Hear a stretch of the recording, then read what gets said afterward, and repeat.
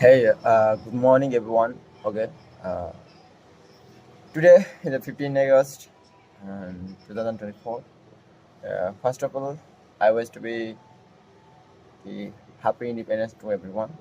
Okay, and today we are read the chapter number 11. That is the mastery of sex transmutation. This is the 10th step toward riches. Okay,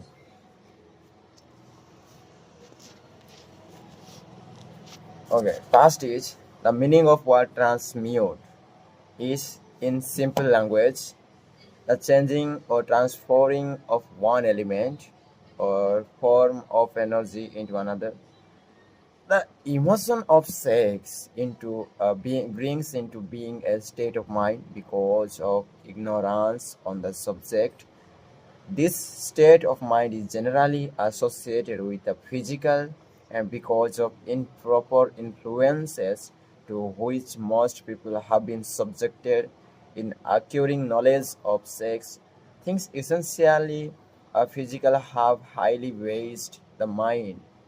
The emotion of sex has back of it the possibility of three constructive potentialities. They are first is uh, perpetuation of mankind.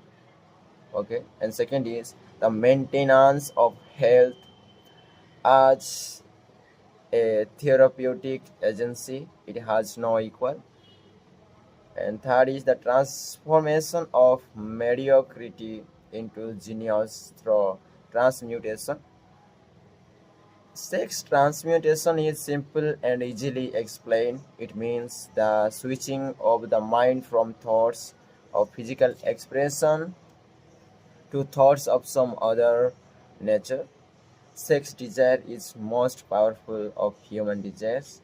When driven by this desire, men develop keenness of imagination, courage, willpower, persistence, and creative ability unknown to them at other times.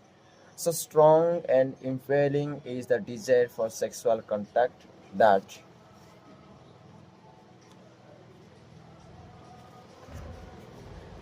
men freely run the risk of life and reputation to indulge it. When harnessed and redirected along other lines, this motivating force maintains all of its attributes of keenness, of imagination, courage, etc., which may be has used as powerful creative forces in literature, art, or in any other profession or calling, including, of course, the accumulation of riches. The transmutation of sex energy calls for the exercise of willpower to be sheer, but the reward is worth the effort. The desire for sexual expression is inborn and natural. The desire cannot and should not be submerged and eliminated, but it should be given an outlet through forms of expression which enrich the body, mind, and spirit of man. If not given this form of outlet through transmutation, it will seek outlets through purely physical channels. A river may be dammed and its water controlled for a minute, but eventually it will force an outlet. The same is true of the emotion of sex. It may be submerged and controlled for a time, but its very nature causes it to be ever seeking means of expression. If it is not transmuted into some creative effort, it will find a less or the outlet. Fortunate indeed is the person who has discovered how give sex emotion an outlet emotion, some form of creative effort, for he has by the discovery lifted himself to the status of the genius scientific research has disclosed the significant facts. First is the men of greatest achievement are men with highly developed sex natures, men who have learned the art of sex transmission. And second is the men who have accumulated great fortunes and achieved outstanding recognition in literature, art, industry, architecture, and the profession were motivated by the influence of the woman. The research from which these outstanding discoveries were made went back through the pages of biography and history for more than 2000 years. Wherever there was evidence available in connection with the lives of men and women of great achievement, it indicated most convincingly that they possessed highly developed sex natures. The emotion of sex is an irresistible force against which there can be no such opposition as an immovable body. When driven by this emotion, men become gifted with a superpower for action. Understand this truth, and you will catch the significance of the statement that sex transmutation will lift one to the status of genius. The emotion of sex contains the secret of creative ability. Destroy the sex glands, and whether in man or beast, and you have removed the major source of action. For proof of this, observe what happens to any animal after it has been castrated. A bull becomes as docile as a cow after it has been altered sexually. Sex alteration takes out of the male, whether man or beast, all the fight that was in him. Sex alteration of the female has the same effect. The 10 mind stimuli. A human mind responds to stimuli, through which it may be carried off to high rates of vibrations known as enthusiasm, creative imagination, intense desire, etc. The stimuli to which the mind responds most freely are the desire for sex expression. Second is love, a burning desire for fame, power, or financial gain, money. Fourth is music.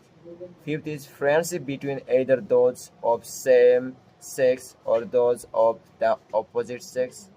And sixth is the mastermind alliance based upon the harmony of two or more people who ally themselves for the spiritual and temporal advancement. Seventh is mutual suffering such as that experienced by people who are persecuted. Eighth is autosuggestion, and ninth is fear. 10th is narcotics and alcohol. The desire for sex expression comes at the head of the list of stimuli which most effectively stave off the vibrations of the mind and start the wheels of physical action. Eight of these stimuli are natural and constructive. Two are destructive. The list is here presented for the purpose of enabling you to make a comparative study of the major sources of mind stimulation. From this stage study, it will be readily seen that emotion of sex is by great odds the most intense power of the mind stimuli. This comparison is necessary as a foundation for proof of the statement that transmutation of sex energy may lift one to the status of a genius. Let us find out the what constitutes a genius. Some wise Cree has said that a genius is a man who wears long hair, eats square food, lives alone, and serves as a target for a joke makers. Okay, a better definition of a genius is a man who has discovered how to increase the vibrations of thought, the point where he can freely communicate with sources of knowledge not available through the ordinary rate of vibration of thought. The person who thinks will want to ask some questions concerning this definition of genius. The first question will be how may one communicate with source of knowledge which are not available through the ordinary rate of vibration of thought. The next question will be are there known sources of knowledge which are available only to Jenny, and if so, what are these sources and exactly how may they be reached? We shall offer proof of soundness of some of the more important statements made in this book, or at least we shall offer evidence through which you may secure your own proof through experimentation, and in doing so, we shall answer both of these questions. Okay? Okay. Why men seldom succeed before 40? I discovered from the analysis of over 25,000 people that men who succeed in an outstanding way seldom do so before the age of 40, and more often they do not strike their real phase until they are well beyond the age of 50. This fact was so outstanding that it prompted me to go into the study of its cause most carefully, carrying the investigation over a period of more than 12 years. This study disclosed the fact that the major reason why the majority of men who succeed do not begin to do so before the age of 40 to 50. This is their tendency to dissipate their energies through overindulgence in physical expression of the emotion of sex. The majority of men never learn that the urge of sex has other possibilities, which far transcend in importance that of the mere physical expression. The majority of those who make this discovery do so after having wasted many years at a period when the sex energy is at its height prior to the age of 45 to 50. This usually is followed by noteworthy achievement.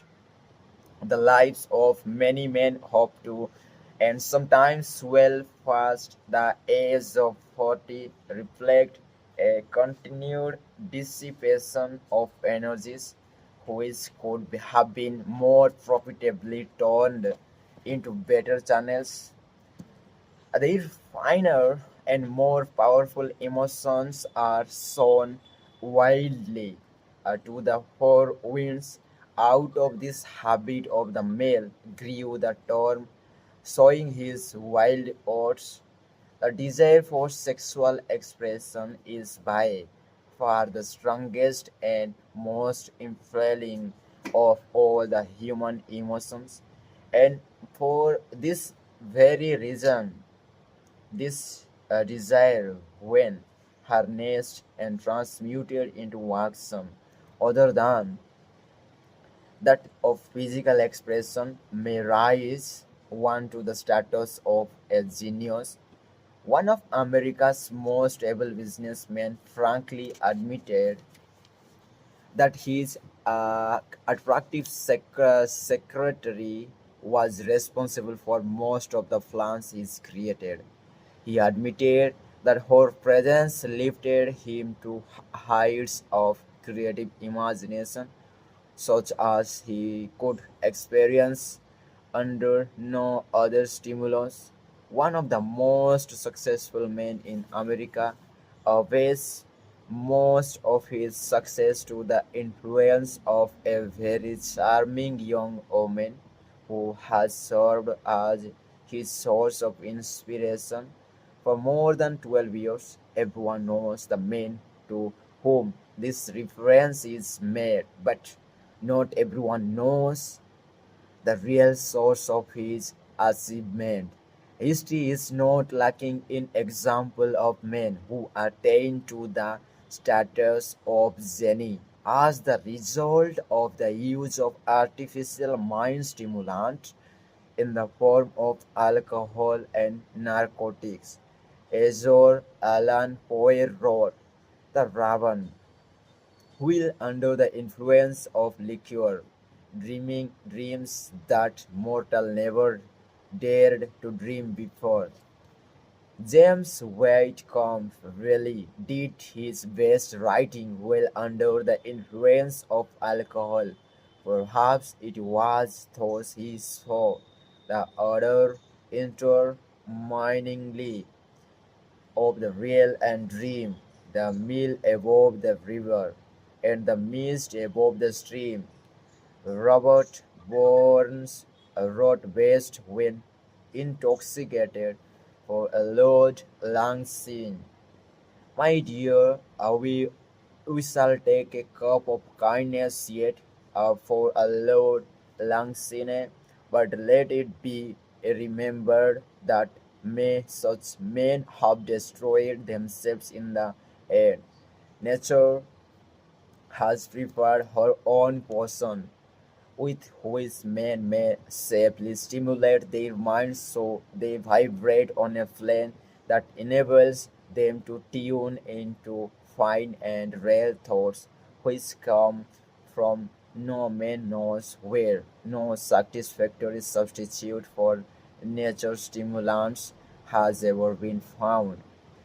It is a fact well known to psychologists that there is a very close relationship between sex desire and spiritual urges. Okay, a fact which accounts for the peculiar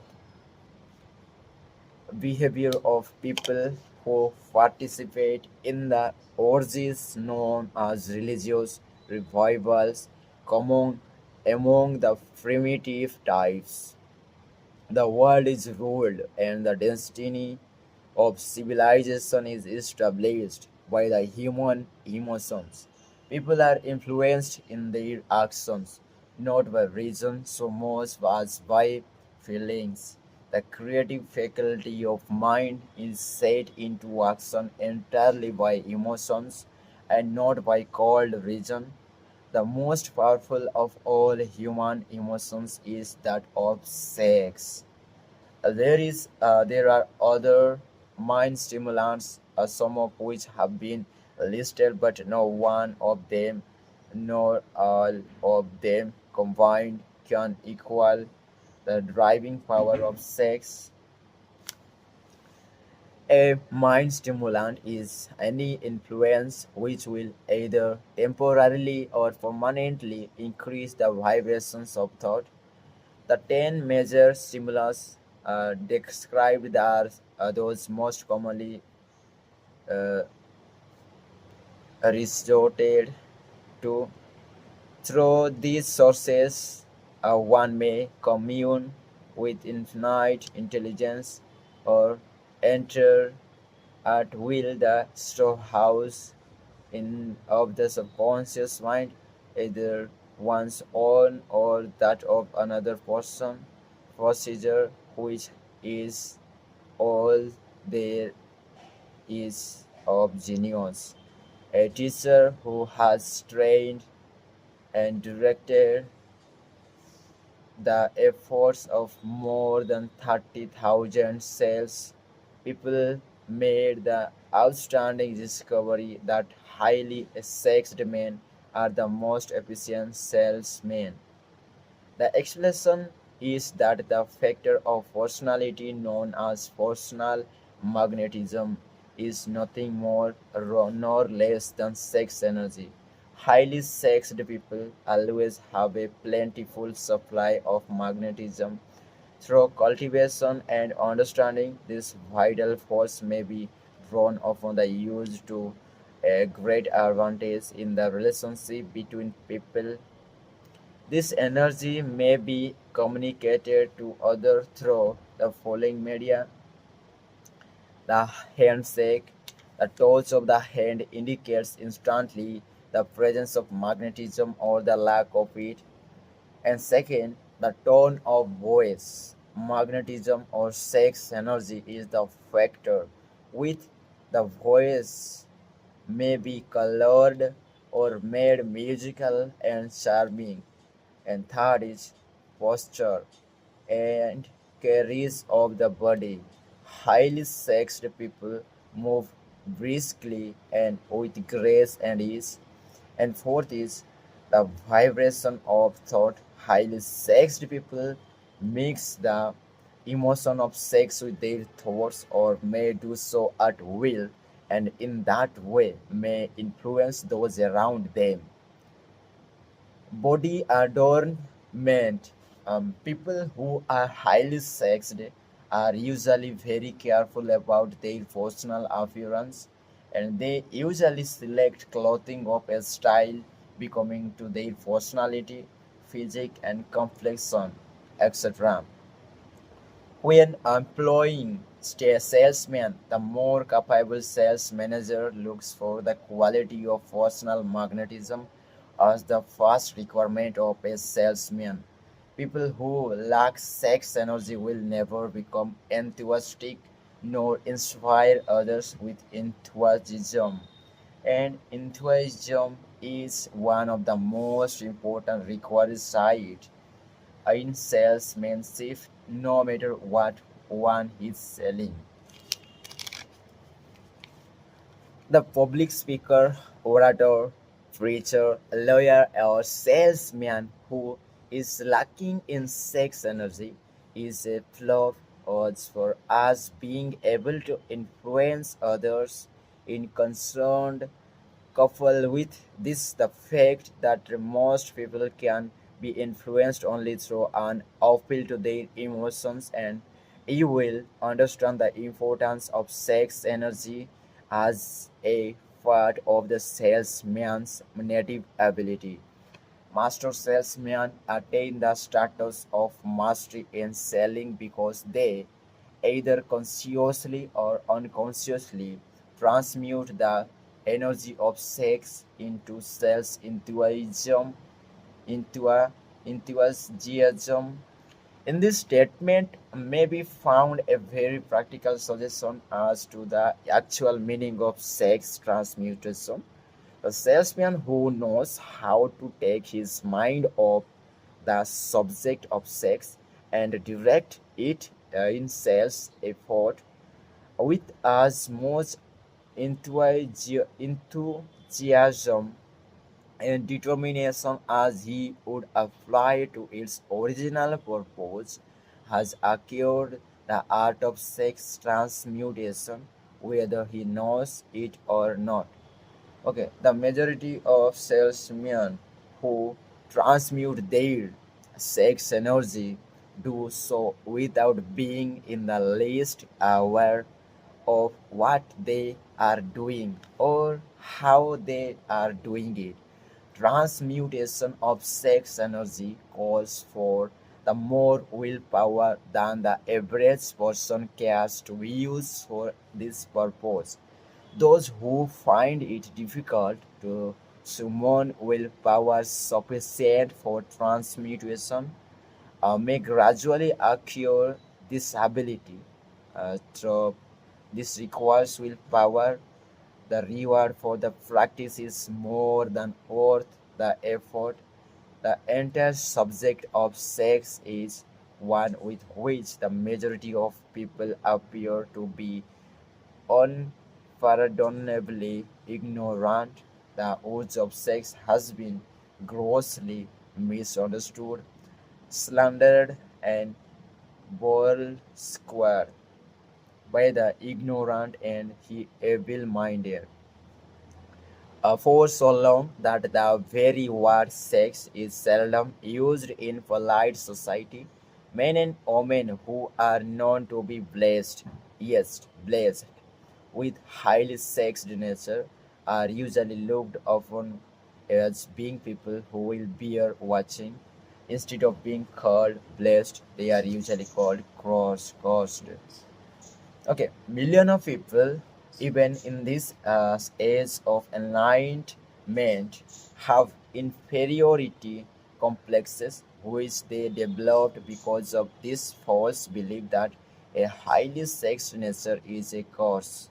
These statements of the virtue of sex energy should not be construed as justification for the libertine emotion of sex is virtue only when used intelligently and with discrimination.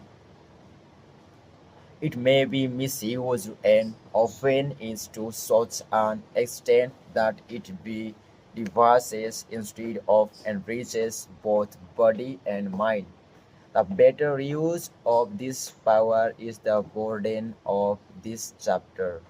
It seemed quite significant to the author when he made the discovery that practically every great leader whom he had the privilege of analyzing was a man whose achievements were largely inspired by a woman. In many instances of woman in the case was a modest self-denying wife of whom the public had heard but little or nothing.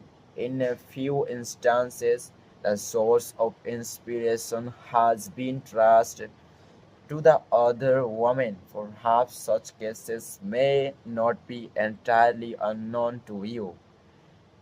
Intemperance in sex habits is just as detrimental as intemperance in habits of drinking and eating. In this age in which we live, an age which began with the World War, intemperance in habits of sex is common. This orgy of indulgence may account for the shortage of great leaders. No man can avail himself of the forces of his creative imagination while dissipating them. Man is the only creature on earth which violates nature's purpose in this connection. Every other animal indulges in its sex nature in moderation and with a purpose which harmonizes with the laws of nature. Every other animal responds to the call of sex only in season. Man's inclination is to declare open season. Every intelligent person knows that stimulation in excess through alcoholic drink or narcotics is a form of intemperance which destroys the vital organ of the body, including the brain. Not every person knows, however, that overindulgence in sex expression may become a habit of destructive and detrimental to creative effort as narcotics or liquor. A sex-mad man is not essentially different than a dope-mad man. Both have lost control over their faculties of reason and willpower. Sexual overindulgence may not only destroy reason and willpower, but it may also lead to either temporary and permanent insanity. Many cases of hypochondria, imaginary illness, grow out of habits developed in ignorance of the true function of sex. From this brief reference to the subject, it may be readily seen that ignorance on the subject of sex transmutation forces us to pronounce penalties upon the ignorant on the one hand and withholds from them equally stupendous benefits on the other. Widespread ignorance on the subject of sex is due to the fact that the subject has been surrounded with mystery and beclouded by the dark silence. The conspiracy of mystery and silence has had the same effect upon the minds of young people that the psychology of prohibition had. The result has been increased curiosity and a desire to acquire more knowledge on this forbidden subject, and to the same of the all lawmakers and most physicians by training best qualified to educate youth on that subject. Information has not been easily available. Seldom does an individual enter upon highly creative effort in any field and ever before the age of 40. The average man reaches the period of his greatest capacity to create between 40 and 60. These statements are based upon analysis of thousands of men and women who have been carefully observed. They should be encouraging to those who fail to arrive before the age of 40, and to those who become pretended at the approach of old age around the 40 years mark. The years between 40 and 50 are, as a rule, the most fruitful. Men should approach this age not with fear and trembling, but with hope and eager anticipation. If you want evidence that most men do not begin to do their best work before the age of 40, study the records of the most successful men known to the American people, and you will find it. Henry Ford had not hit his pace of achievement until he had passed the age of 40. Andrew Carnegie was well past 40 before he began to reap the reward of his efforts. Okay, James J. Hill was still running a telegraph key at the age of 40. His stupendous achievement took place after that age. Biographies of American industrialists and financiers are filled with evidence that the period from 40 to 60 is the most productive age of men. Between the ages of 30 to 40, man begins to learn, if he ever learns, the art of sex transmutation. This discovery is generally accidental and more often than otherwise. The man who makes it is totally unconscious of his discovery. He may also that his powers of achievement had increased around the age of 35 to 40, but in most cases he is not familiar with the cause of this change, that nature begins to harmonize the emotions of love and sex in individual between the ages of 30 to 40, so that he may draw upon these great forces and apply them jointly as stimuli to action. Sex alone is a mighty urge to action, but its forces are like a cyclone. They are often uncontrollable. When the emotion of love begins to mix itself with the emotion of sex, the result is calmness of purpose, poise, accuracy of judgment, and blame balanced. What?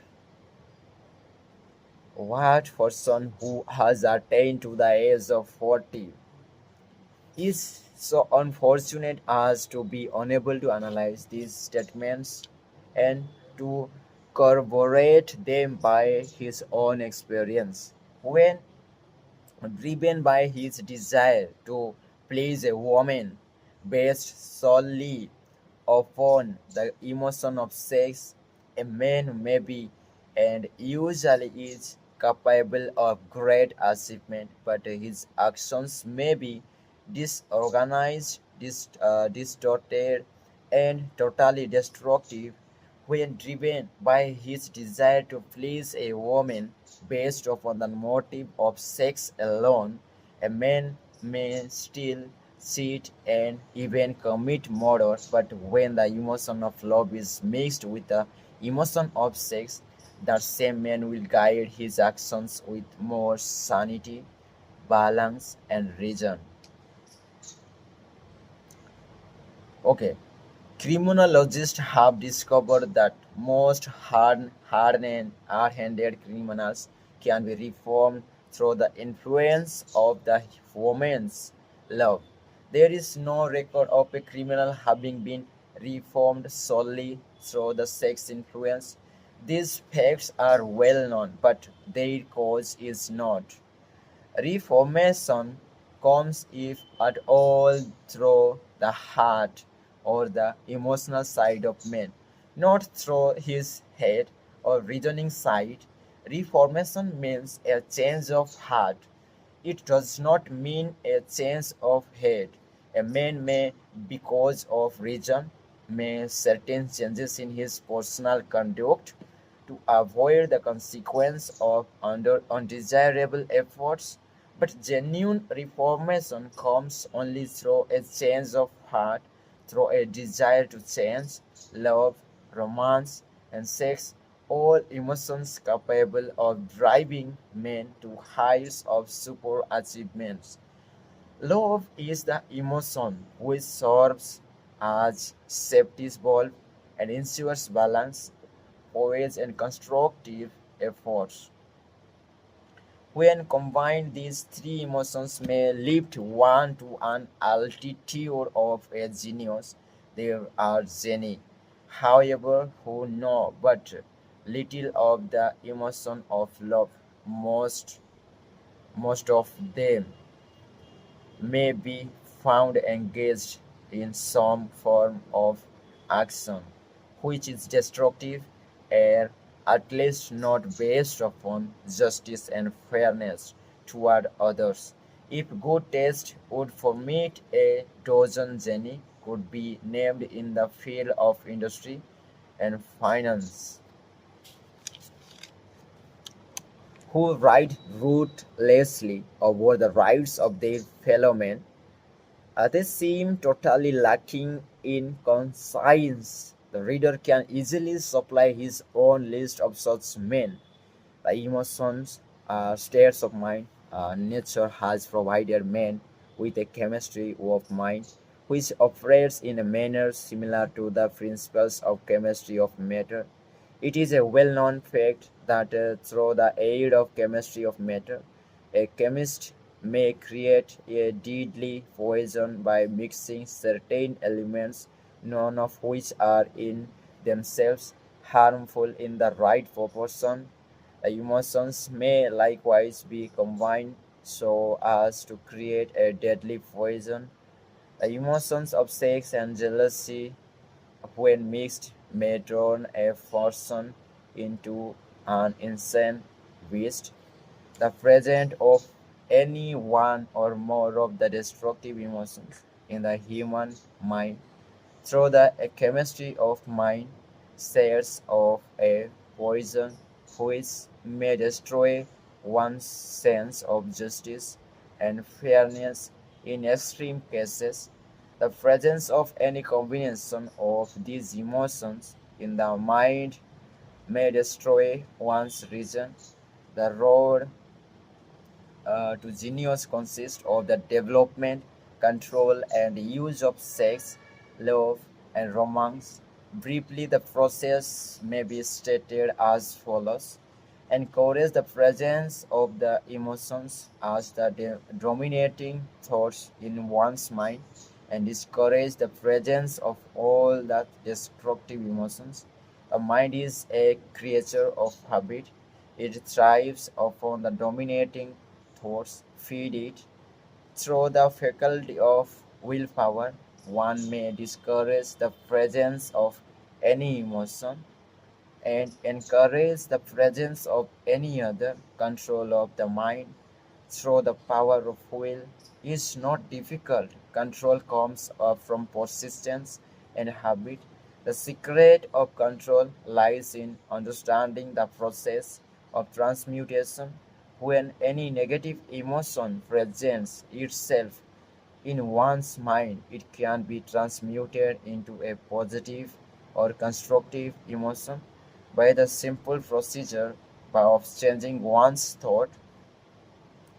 There is no other road to genius than through a voluntary self-effort. A man uh, may attain to great heights of financial or business achievement solely by the driving force of sex energy, but history is filled with evidence that he may and usually does carry with him certain traits of character which rob him of the ability to either hold or enjoy his fortune. This is the worthy of analysis through thought and meditation, for it states a truth, the acknowledge of which may be helpful to women as well as men. Ignorance of this has cost thousands of people the privilege of happiness, even though they possessed riches. The emotions of love and sex leave their unmistakable marks upon the futures. Moreover, these signs are so visible that all who wish may read them. The man who is driven by the storm of passion based upon sex desire alone, plainly advertises that fact to the entire world by the expression of his eyes and the lines of his face. The emotion of love, when mixed with the emotion of sex, softens, modifies, and beautifies the facial expression. No character analysis is needed to tell you this. You may observe it for yourself. The emotion of love brings out and develops the characteristics and the asynthetic nature of man. It leaves its impress upon one's very soul, even after the fire has been subdued by time and circumstance. Memories of love never pass. They linger, guide, and influence long after the source of stimulation has faded. There is nothing new in this.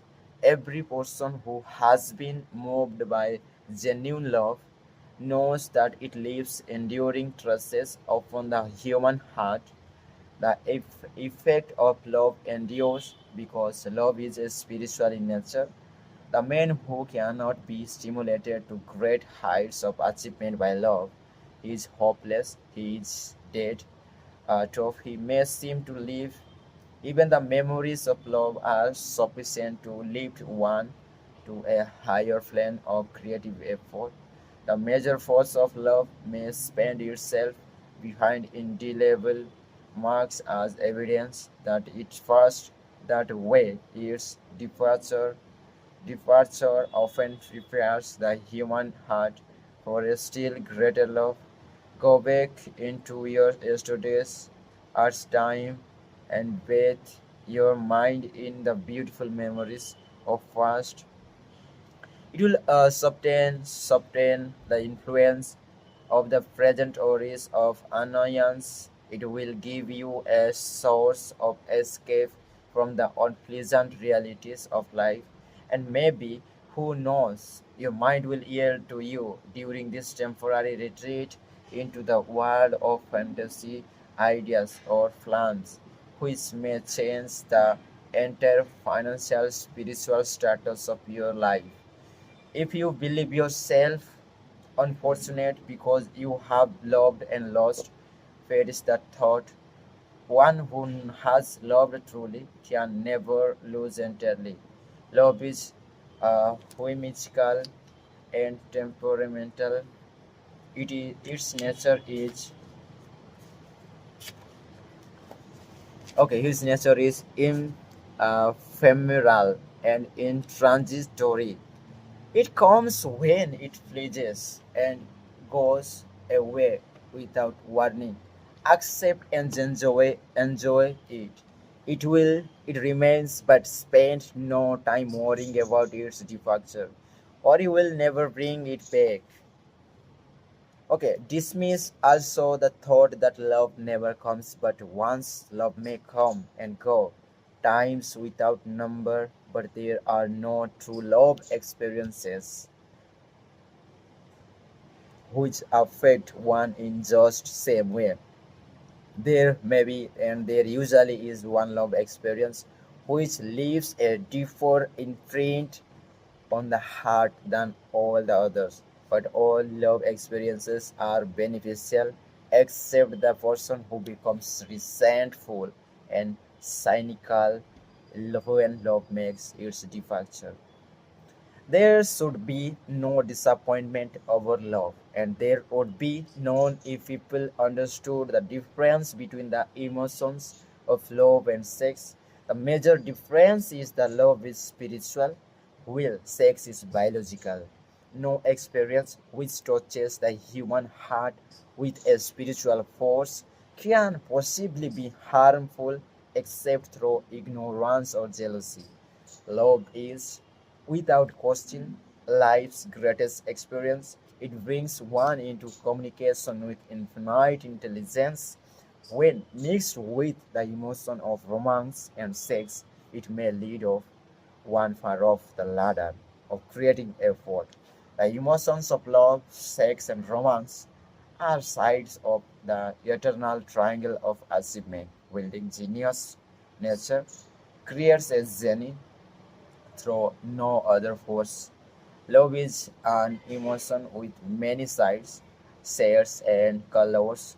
The love which one feels for parents or children is quite different from that which one feels for one's sweetheart. The one is mixed with the emotion of sex, while other is not. The love which one feels, the true friendship is not the same as that felt for one's sweetheart, parents, or children, but it too is to form love. Then there is the emotion of love for things inanimate, such as the lover of nature's hardy work, but the most intense and burning of all these various kinds of love is that experienced in the blending of emotions of love and sex. Marriages not blessed with the eternal affinity of love, properly balanced and proportional with sex, cannot be happy ones and seldom endure. Love alone will not bring happiness in marriage, nor will sex alone. Okay, when these two beautiful emotions are blended, marriage may be bring about the state of mind closet to the spiritual that one may ever know on this earthly plane. When the emotion of romance is added to those of love and sex, the obstructions between the finite mind of man and infinite intelligence are removed. Then the genius has been born. What a different story is this than those usually associated with the emotion of sex. Here is an interpretation of the emotion which leaves it out of the commonplace and makes of it potter's clay in the hands of God, from which he fashions all that is beautiful and inspiring. It is an interpretation which would win properly understood, bring harmony out of the chaos which exists in too many marriages. The disharmonies, often expressed in the form of nagging, may usually be traced to lack of knowledge on the subject of sex, where love, romance, and the proper understanding of the emotion and the function of sex avoid. There is no disharmony between married people. Fortunate is the husband whose wife understands the true relationship between the emotions of love, sex, and romance. When motivated by these holy triumvirate, no form of labor is burdensome because even the most lowly form of effort takes on the nature of labor of life. It is a very old saying that a man's wife may either make him or break him. Okay, a man's wife may either make him or break him. But the reason is not always understood. The making and breaking is the result of the wife's understanding or lack of understanding of the emotions of love, sex, and romance. Despite the fact that men are polygamous, by the very nature of their biological inheritance. It is true that no woman has great an influence on a man as his wife unless he is married to a woman totally unsuited to his nature. If a woman permits her husband to lose interest in her and become more interested in other women, it is usually because of her ignorance and indifference toward the subjects of sex, love, and romance. These statements presuppose, of, of course, that genuine love once existed between a man and his wife. The facts are equally applicable to a man who permits his wife's interest in him to die. Married people often, because over a multitude of tribalities, and if these are analyzed accurately, of the real cause of the trouble will often be found to be indifference or ignorance. On these subjects, man's greatest motivating force is his desire to please women. The hunter who excelled during prehistoric days before the dawn of civilization did so because of his desire to appear great in the eyes of women. Man's nature has not changed in this respect. The hunter of today brings home no skins of wild animals, but that indicates that desire for her favor by supplying fine clothes, motors, cars, and wealth. Man has the same desire to please woman that he had before the dawn of civilization. The only thing that has changed in his method of pleasing men who accumulate large fortunes and attain to great heights of power and fame do so mainly to satisfy their desire to please women. Take women out and their lives and create wealth would be useless of most men. It is the inherent desire of men to please women which gives women the power to make break a man. The woman who understands man's nature and tactfully caters to it need have no fear to competition from other women. Men may be a giant with indomitable willpower when dealing with other men, but they are easily managed by the woman of their choice. Most men will not admit that they are easily influenced by the woman they prefer because it is the nature of the male to want to be recognized as the stronger of the species. Moreover, the intelligent woman recognizes this mainly a trait and very wisely makes no issue of it. Some men know that they are being influenced by the woman of their choice, their wives, sweethearts, mothers, and sisters. but they tactfully refrain from rebelling against the influence because they are intelligent enough to know that no man is happy or complete without the modifying influence of the right woman. The man who does not recognize this important truth deprives himself the power which has done and more help to the man achieve success than the other forces combined. Okay, this is all about the chapter number 11, and okay, the mastery of sex transmutation. And next we will talk about the chapter number 12, that is the subconscious mind. And I remember you guys that the book of the subconscious mind I will be already reading, and the whole videos of daily reading I will upload it in this YouTube channel. Go and check out that one. Okay, see you next video with another chapter. Bye.